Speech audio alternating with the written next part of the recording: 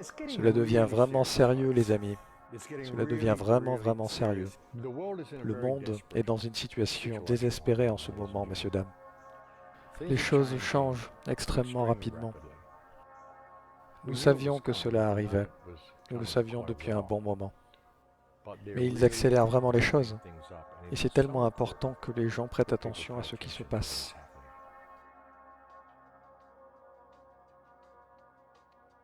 Tout cela dure depuis 50 ans. C'est un plan qui s'élabore depuis 50 ans. C'est ce qu'ils nous ont dit. Si vous allez au Forum économique mondial et que vous regardez certaines des vidéos qu'il y a là-bas, ils vous disent que c'est un plan qu'ils élaborent depuis 50 ans, comme le film d'Eleve qui mentionne l'année 2025, date à laquelle ce plan se concrétise.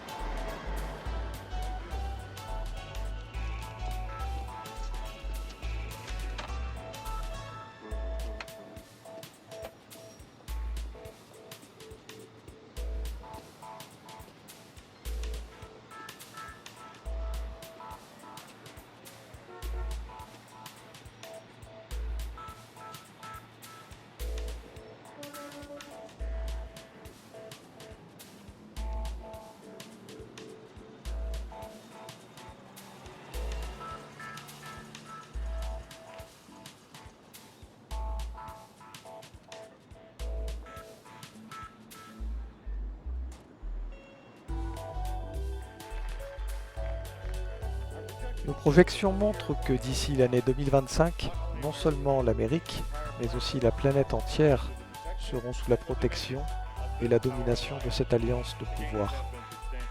Les gains ont été substantiels, tant pour nous que pour vous, l'élite du pouvoir humain.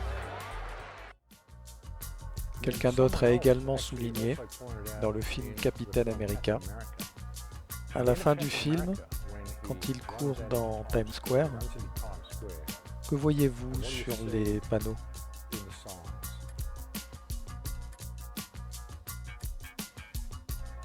Qu'est-ce que ça fait là, les amis?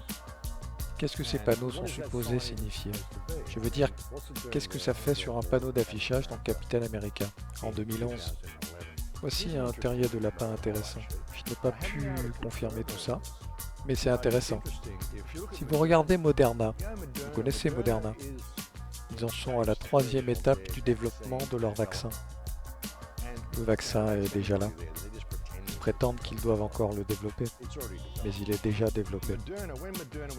Et quand Moderna a été fondé, son premier PDG était un jeune diplômé de Cornell du nom d'Anthony Fauci.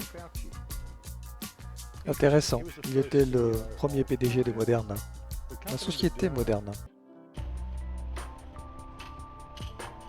Je pensais apporter cette perspective au sujet d'aujourd'hui, c'est-à-dire la question de la préparation à une pandémie. S'il y a un message que je veux vous laisser aujourd'hui, basé sur mon expérience, et vous verrez dans un instant, c'est qu'il ne fait aucun doute qu'il y aura un défi à relever par la prochaine administration, dans le domaine des maladies infectieuses, qu'il s'agisse de maladies infectieuses chroniques, au sens de maladies déjà en cours, et nous en portons certainement un lourd fardeau, mais il y aura aussi une épidémie surprise. Et j'espère qu'à la fin de ma présentation relativement courte, vous comprendrez pourquoi l'histoire des 32 dernières années où j'ai été directeur du NIAID dira à la prochaine administration qu'il n'y a aucun doute dans l'esprit de quiconque qu'elle sera confrontée aux défis auxquels étaient confrontés ses prédécesseurs. Il y avait une entreprise pendant la Seconde Guerre mondiale qui était fortement impliquée dans ce qui s'est passé. Et ce n'est pas que je cautionne spécialement l'histoire officielle. Mais certaines expériences ont été faites. Et il y avait une entreprise fortement impliquée du nom d'I.G. Farben. I.G. Farben était dirigé par un homme juif devenu nazi, plus tard américain, et dont le nom est George Soros. Il a dissous I.G. Farben, puis a fondé Moderna dans la foulée. J'ai déjà été blâmé pour à peu près tout. À la base, je suis là pour faire de l'argent. Je ne peux pas et ne me soucie pas des conséquences sociales de ce que je fais. Cet homme est un carnivore de premier ordre. Jim Grant est l'éditeur d'un journal de marché financier et est l'un des analystes les plus respectés de Wall Street. Il ne se lasse jamais d'observer Soros, en partie à cause des énormes paris qu'il est capable de faire sur une intuition. À quel George Soros suis-je en train de parler? Au George Soros immoral ou au George Soros moral? C'est une personne qui, à un moment, s'engage dans des activités immorales et le reste du temps essaye d'être moral. Pour comprendre les complexités et les contradictions de sa personnalité, il faut retourner au commencement, à Budapest, où George Soros est né en 1930, de parents riches, bien éduqués et juifs. Quand les nazis ont occupé Budapest en 1944, le père de George Soros était un avocat accompli. Il vivait dans une île sur le Danube et aimait pratiquer sa profession sur un bateau. Sachant que des problèmes attendaient les Juifs, il a décidé de séparer sa famille. Il leur a acheté des faux documents et a payé un officiel pour qu'il accepte de jurer que George Soros, alors âgé de 14 ans, était son filleul chrétien. Mais la survie se payait au prix fort, alors que des centaines de milliers de Hongrois juifs étaient envoyés vers les camps de la mort. George Soros accompagnait son faux parrain dans ses descentes planifiées, qui consistaient à confisquer les propriétés des Juifs. Voici des images de 1944 montrant ce qui est arrivé aux voisins et aux amis de George Soros. Vous êtes un Hongrois juif qui a échappé à l'Holocauste en vous faisant passer pour un chrétien. C'est ça. Et vous avez regardé beaucoup de gens être envoyés au camp de la mort. Oui, c'est ça. J'avais 14 ans. Et je dirais que c'est là que mon caractère a été forgé. Dans quel sens?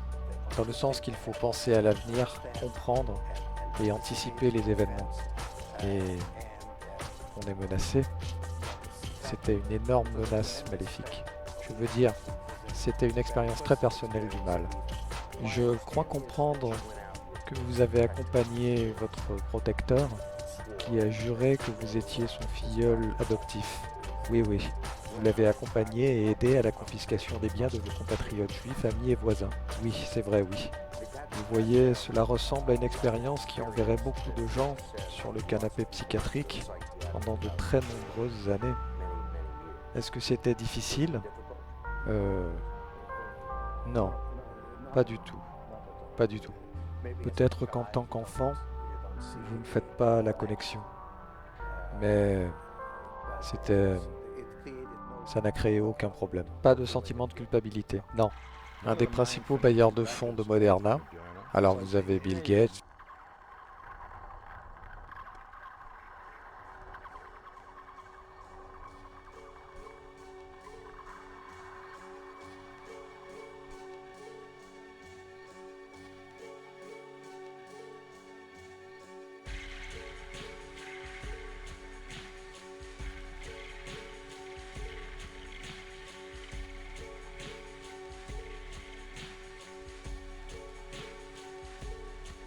Vous avez Anthony Fauci, vous avez George Soros, qui sont tous impliqués dans cette entreprise Moderna. Et l'un des principaux bailleurs de fonds de Moderna, jusqu'à sa mort présumée, s'appelait Jeffrey Epstein. Intéressant petit cercle d'amitié, ne pensez-vous pas? Ces gens sont amis, c'est incroyable, c'est incroyable. C'est frustrant, regardez tout ça. C'est vraiment frustrant, même en éveillant des gens. Je veux dire qu'il y a d'autres façons de voir cela, d'autres façons de voir ce qui se passe vraiment ici. Je veux dire c'est à moitié frustrant parce que ça va en venir là. Je ne veux pas arriver au point où je ne peux plus aller dans une boutique, et c'est ce qui va arriver. Je veux dire, ils disent qu'ils ne rendront pas cela obligatoire. Comme ils ne le rendront pas obligatoire pour les gens qui reçoivent des paiements de prestations sociales. Il n'y aura pas de vaccination obligatoire pour eux non plus. Ils leur enverront plutôt un avis disant, écoutez, nous allons réduire vos paiements. Je pense que c'est quelque chose comme 29 ou 30 dollars par quinzaine de jours. Et cela jusqu'à ce que vos enfants soient vaccinés. Et nous n'allons pas simplement les réduire de 29 ou 30 dollars par quinzaine une seule fois. Nous allons le faire cette quinzaine et ensuite on les réduira à nouveau de 29 dollars la prochaine quinzaine. Puis on recommencera la quinzaine suivante et cette réduction se poursuivra jusqu'à ce que vos enfants soient vaccinés. Nous allons donc les réduire au point où vous n'aurez plus de revenus. Parce que nous voulons protéger vos enfants. Nous n'allons pas le rendre obligatoire, ce n'est pas obligatoire.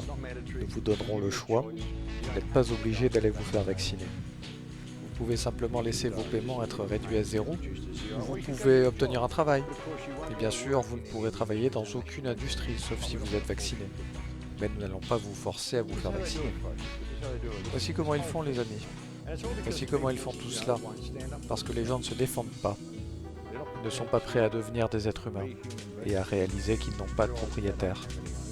Nous faisons ce que nous pouvons, mais ce n'est pas à nous de réveiller tout le monde. Si les gens ne comprennent pas, ils ne comprennent pas. Mon opinion actuelle est que l'ignorance est vraiment un choix de nos jours les amis, car les gens ne voient pas ce qui se passe. Alors je ne sais pas vraiment comment aider à partir de là. Mais nous devons faire face à la réalité. Beaucoup de gens ne survivront probablement pas. Beaucoup de gens ne comprendront probablement pas.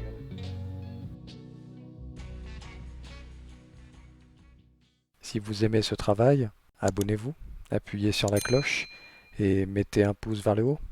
Merci.